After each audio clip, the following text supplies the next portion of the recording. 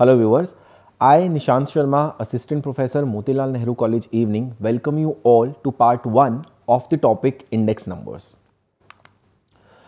So we'll start with understanding the meaning of index number or numbers. So index number is a number which is capable of measuring change in one variable or in a set of variables over a period of time. For example, if the price of a commodity in the year 2010, say for example it was rupees 100 and the same commodity in the year 2020 costs rupees 120. So when you measure the change, which is 20%, this 20% represents the change in the price, and when communicated in terms of index, it means that the price index has changed or increased by 20%. If we look at the definition of this index number, then it is a statistical device which is used to measure changes in the magnitude of a group of related variables. Now we can calculate the index numbers by defining the ratios of various quantities and then multiplying the quantity with 100 so as to communicate the meaning of index number in percentage terms. Now, why do we calculate index number? What are the uses of index number? So, the first and the foremost use of index number is that it acts as an economic barometer of the economy. For example, if I name Sensex or Nifty, when Sensex and Nifty they go up, we say that the economy is prospering, economy is growing. On the other hand, when Sensex and Nifty they go down, we usually say that the economy is going downwards. So, they communicate the health of the economy. Also, government agencies and various authorities make use of these index numbers to come up with economic policies. For example, in order to arrive at the dearness allowance to be decided by the government, they resort to consumer price index or the wholesale price index depending upon the situation. Also, these index numbers can be used in forecasting a future trend. For example, if we calculate the index number on unemployment and the trend seems to be rising, the government or the agencies of the government can plan beforehand in advance what policies they want to implement to tackle that rising trend of unemployment in the economy. Thirdly, the index numbers can be used in deflation. Now, what is deflation? Deflation is a process through which you can convert your nominal value of wages to real values. For example, if I say that in the year 2010, an employee was earning 100 rupees and now in the year 2020, the employee is earning 125 rupees. So this in nominal terms shows that the wages has increased by 25%. But along with the number of wages, if you look at the consumer price index, say for example, in the year 2010, the consumer's price index was say for example, again 100. And in the year 2020, it has gone up to 150. So you cannot say that the consumer or the employee has actually got an increase of 25%, because this increase of 25% in the wages or salary of the labor or the employee is communicated in nominal terms. When you convert and when you account for increase in the index value of the consumer's prices, then the real wages comes out to be only 83.33%. How do we arrive at this 83.33%? By dividing 125, the value of wages, with the value of index, which is 150. So when you divide 125 with 150 and multiply the ratio with 100, you arrive at 83.33%, which means that instead of 125 nominal wages, in real terms, the wages of the employee is only 83.33 rupees. So index number can be used for deflation also. Now coming over to the types of index numbers. So we have majorly 3 types of index numbers. We have the price index, we have the quantity index, and we also have the value index. But our discussion in this lecture is going to be revolving primarily around the price index. But before that, because we are going to learn how to construct these index numbers, we must take a look as to what problems one may face while constructing these index numbers. So the very first problem that one may encounter is deciding upon the base of the index number. So whenever you calculate any index number, the index number has to be calculated in reference to a base. and this base can either be a fixed base or it can be a chain base. For example, in the previous situation, when I quoted 100 rupees of the year 2010 and 125 rupees of the year 2020. So this 125 represents a 25% increase over rupees 100 which were stated for the year 2010. So base was 100, only then you could identify that the increase is of 25%. Now, when I use a fixed base for every year, for example, in order to calculate the index of the year 2011, if I use the prices of the year 2010 and the same prices are used for every subsequent year, for 2012, for 2013, for 2014, for 2015 and so on up till 2020. Because the base is not changed, it is called a fixed base. But the other option could be to change the base every year. For example, we could calculate the index value of the year 2011 using the base of the year 2010. But while calculating the index value of the year 2012, we could use the index value of either 2011 or 2010. If you use the value of the year 2010, it will be a case of using fixed base. But if you changed your index, if you change your base to the year 2011, it will become a case of chain based index. So what you do in such situations, for every subsequent year, you may use the base value of the previous year. So this is the very first problem which is encountered while deciding upon which base to use. Second problem that one may encounter while constructing the index number is of choice of average. So the averages we usually consider are the arithmetic averages. In fact, all the ratios or all the index numbers which we are going to discuss in this lecture and in the second part of the lecture, they revolve around arithmetic average. But in real sense, geometric mean is the best average for construction of the index numbers, and the reason is the geometric mean is capable of communicating the relative change or the percentage change in the quantities. Also, it allows you the benefit of base shifting, and thirdly, it is least affected by the volatile fluctuations of the individual items because it is the geometric mean. And third problem that one may encounter while constructing index number is the selection of weights. This we will discuss in the forthcoming slides, where you use the quantities of the base year or the quantities of the current year as the base along with the prices. So these are the possible methods of constructing index numbers. So index numbers can be constructed either with weights or without weights. If you are constructing or calculating unweighted index numbers, you can either calculate simple aggregative or you can resort to simple average of price relatives. On the other hand, if you want to calculate weighted index numbers, again you can either go for weighted aggregative methods, wherein we'll be discussing primarily the Laspeyres method and the Parsh's method, or the other option that you have is the weighted average or aggregate of relatives. Now coming over to the very first index number, which is simple aggregative method. So you can see on the screen that the quantity is represented at P01. So this 0 represents the base year and 1 represents the current year.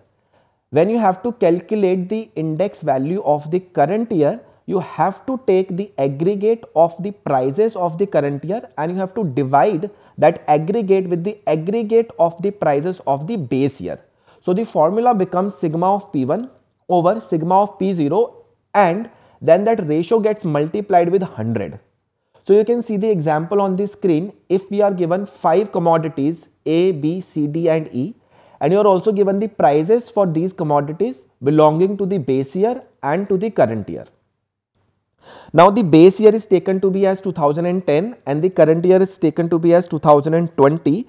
Price of commodity A in the base year was 30 and the price of commodity A in the current year 2020, say for example, is 40.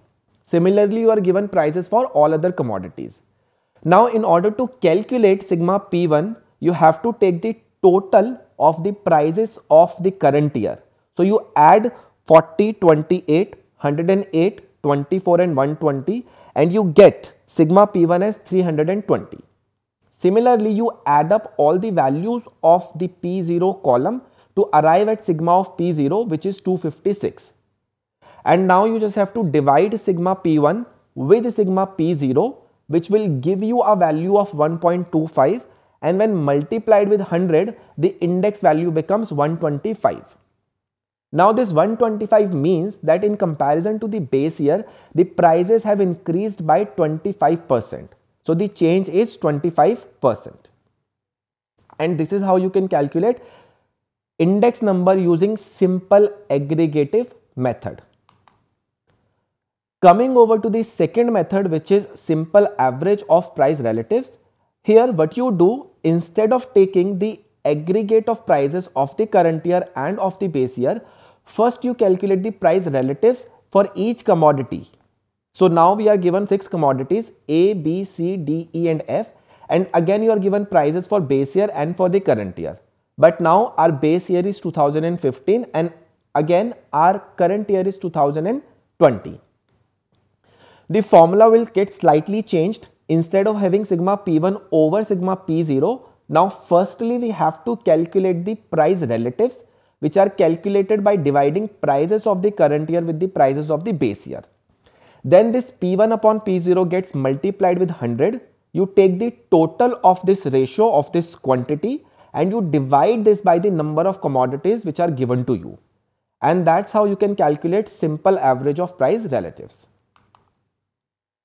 Now you can see in this table that column first, column 2 and column 3, these 3 columns are as same as were given in the question, but a fourth column has been added which shows price relatives.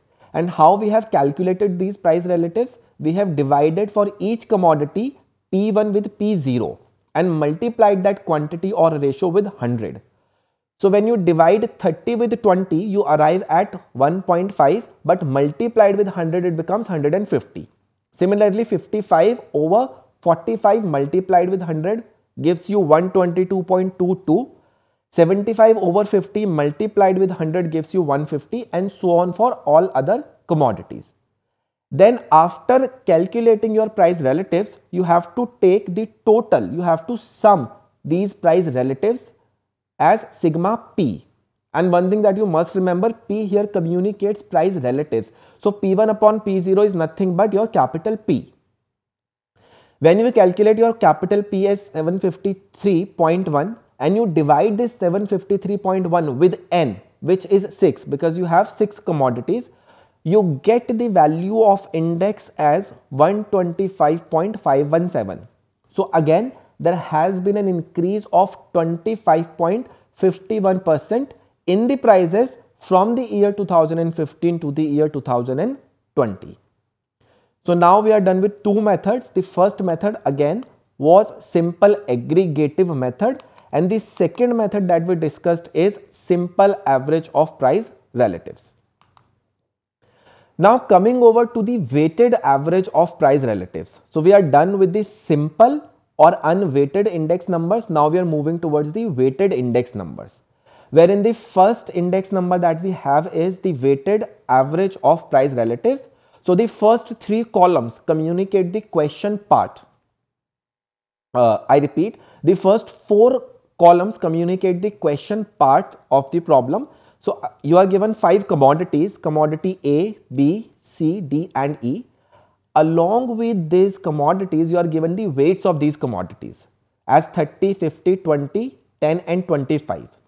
You are also given the prices of the base year, and again in this situation the base year is taken to be as 2010 and the prices of the current year, which is 2020. Prices of current year, they are always denoted by P1, and the prices of the base year, they are always denoted by a P0. So firstly you have to calculate, because you are calculating weighted average of price relatives. So you firstly have to calculate the price relatives.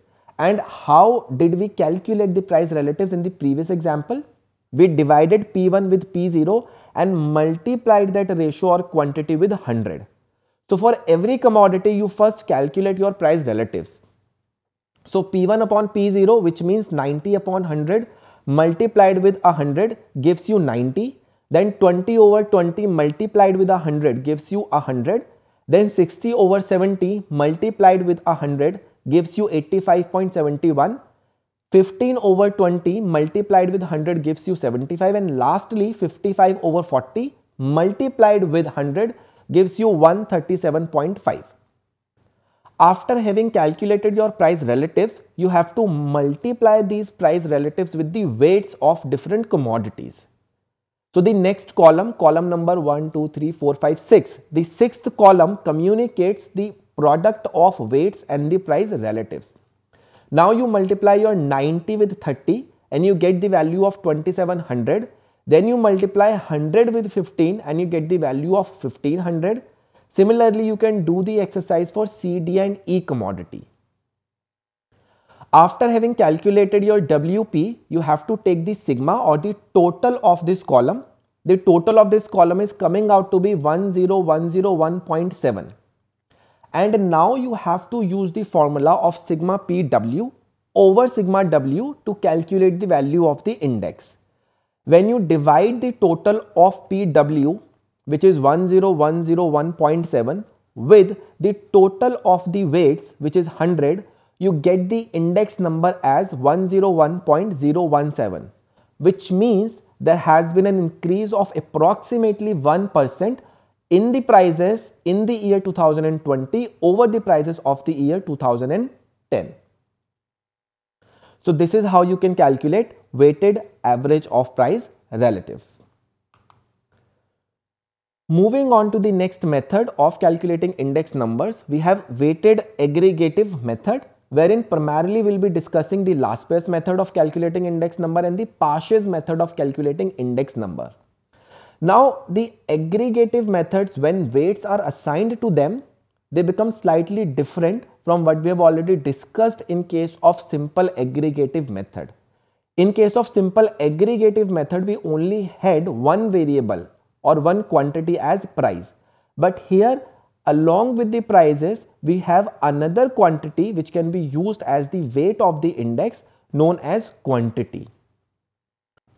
As you can see on the screen, the formula for the Laspeyres method, the formula, the numerator part communicates the product of P1 and Q0 with a sigma, and the denominator part communicates the sigma of P0 Q0, and then the ratio gets multiplied with 100. How we use these formulas, this we will learn in the forthcoming slides, but the formula must always be remembered that it is sigma of P1 Q0 over sigma of P0 Q0. So you can see that Q0 is an additional quantity which is attached with P1 and P0. If you look at the second half of this slide, you can see that the Parsh's method communicates the very same formula with a change in the quantity. In case of Laspeyres method, the quantity of base year Q0 is used as the weight of the index. But in case of Parsh's method, the quantities of the current year, they are used as the weight of the index. And therefore, the Q0 part gets replaced with Q1. Now, both these indices have certain advantages and disadvantages or limitations. If firstly we talk about the advantage of Laspeyres method, because the quantities are always fixed in relation to the base year. So for every subsequent current year, you can calculate the index number without much hassle and difficulty, because the quantities of the base year, they are always available to you. But it also has a limitation that it ignores the consumption pattern of the current year. Why and how? It ignores the consumption pattern of the current year because with passage of time, when prices increases, the consumption pattern of the consumer may get changed. With rising prices, quantities usually gets down. But in Laspeyres method, the quantities of base year is always taken as the weight. So no matter prices increase or decrease, quantities stay the same.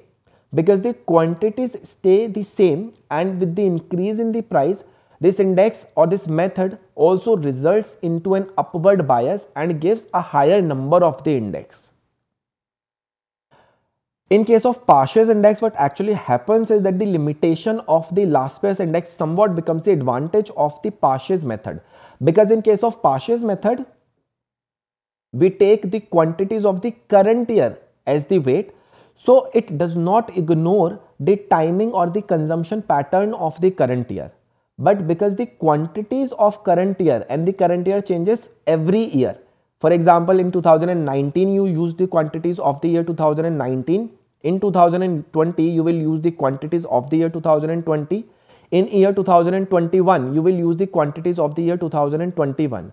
So every year along with the prices you will be under pressure to calculate the current year's quantities to be used as weight in the index of Parsh's method. One more method is there which is known as Fisher's ideal index. How can we calculate Fisher's ideal index? It is very easy to calculate the Fisher's ideal index if you have already calculated the Laspeyres index and the Parsh's index. You just have to take the geometric mean of these two indices. So you multiply L, Laspeyres index, with P, Parsh's index, and you take their under root. So as and when you identify the under root value of L into P, you will be able to identify the Fisher's ideal index. Why is it so that Parsh's and Laspeyres index is not called an ideal index but Fisher's index is called an ideal index? Reason being that the Laspeyres and the Parsh's method, they were using arithmetic averages. But Fisher uses geometric average, and geometric mean is theoretically considered to be the best average for construction of index number.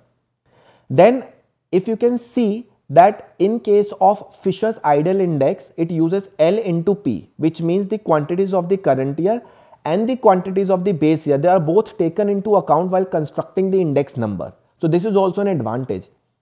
And thirdly, when we test these indices for tests of adequacy, the two major tests, the time reversal test and the factor reversal test, both these tests are satisfied by Fisher's ideal index number. Now let us take a numerical example to understand how can we calculate Laspeyres index and the Parsh's index. So you are given 4 commodities or 4 items A, B, C, D with the prices of base year and the quantities of the base year, also with the prices of current year and the quantity of the current year. Now if you remember the formula for Laspeyres index, it was sigma of P1 Q0 over sigma of P0 Q0. So firstly we will calculate these values as P1 Q0 and P0 Q0. Then if you can recall the formula of Laspeyres index, it was sigma of P1 Q1 over sigma of P0 Q1. So firstly we will calculate these 4 quantities and then we will apply the formula in the forthcoming slide. Now how can we calculate P0 Q0? You just have to multiply the value of column P0 with the values which are shown in the column Q0 for every item. So if I calculate P0 Q0 for item A, I just have to multiply 10 with 4. So 10 multiplied 4 gives you 40, 15 multiplied 6 gives you a 90, 2 into 5 gives you a 10, 4 into 4 gives you a 16. Similarly, in the next column, when you have to calculate P0 and Q1, you have to multiply the values of P0 with Q1. So again P0, 10, 15, 2 and 4. Now they are to be multiplied with the values in the column Q1, 6, 4, 3, 4. And you will get the values as 60, 66 and 66. And similarly, following the same procedure, you can calculate the quantities P1 Q0 and P1 Q1. And then you have to take the total or the sigma of these columns to be used in the formula for construction of index number following the formula of Laspeyres and Parshe. Now the formula for Laspeyres was sigma of P1 Q0 divided by sigma of P0 Q0. Now from the table you can see that sigma of P1 Q1 is coming out to be 209 and this total is to be divided by sigma of P0 Q0 which is 156. So when you divide 209 by 156 and multiply the ratio with 100, you get the Laspeyres index as 133.97. Similarly, when you calculate Parsh's index, you have to first calculate P1 Q1. So you have to take sigma of the column P1 Q1 which is 183 and you have to divide this value by sigma of P0 Q1 which is 142. So when you divide 183 by 142 and you multiply this ratio with 100, you get the index value as 128.87. So this is how you can calculate index numbers using Laspeyres method and Paasche method. And with this, we conclude the first part of the index number. Thank you so much for watching.